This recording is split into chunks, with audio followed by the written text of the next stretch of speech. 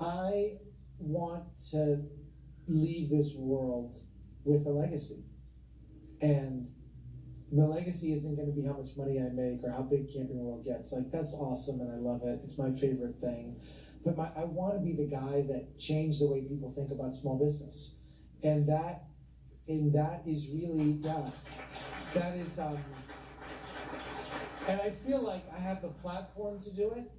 And I feel like I have the platform to do it. And I want to be able to do it in a way that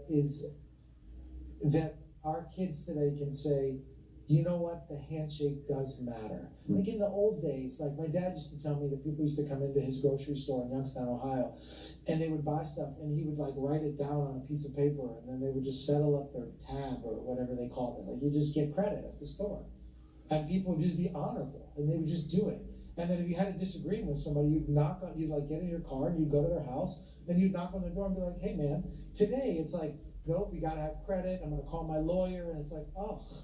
And so part of the reason that I do my deals the way I do is I'm hoping that enough people are like, hey man, that works out for that guy and he does his deal on a handshake.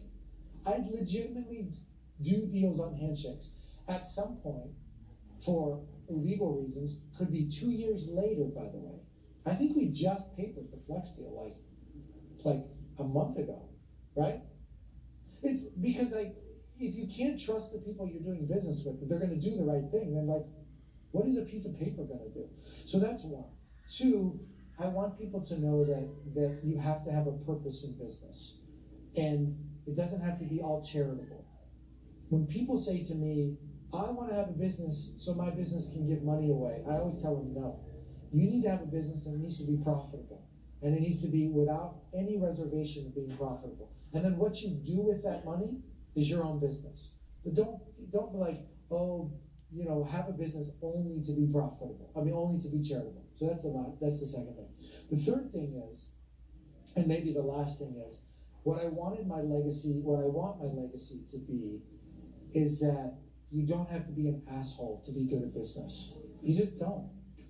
And that, by the way, is your rule number one in your 10 rules of success. Your rule number one is actually don't be an ass. And I've said that to Kevin O'Leary before. Like, because we do Dayside sometime on CNBC, and I say to him jokingly, like I'm kidding him, but I'm not. And him and I are in a deal together. Did you know that? No. So I'm going to tell you this story before we go into Q&A. I always say to him, like, why do you have to be an asshole to people? Like, it doesn't make people feel good. So there is a company that he invested in on the show. And he likes to tout it as one of his most successful investments. And the people that he invested in are spectacular people. And I actually, I think a year after their deal, they called me and said, hey, we need help with our business. And we can't be on the show. We don't want to be on the show. We need $100,000 and we need to take our business to the next level. And I said to them, I'm confused. I thought you have a deal with Kevin. And they said, we do. And Kevin's awesome and we love him and he's a great guy. And my point of the story is, if you're going to invest in a business or if you own a business, you don't have to be the only one. More people is better than less people.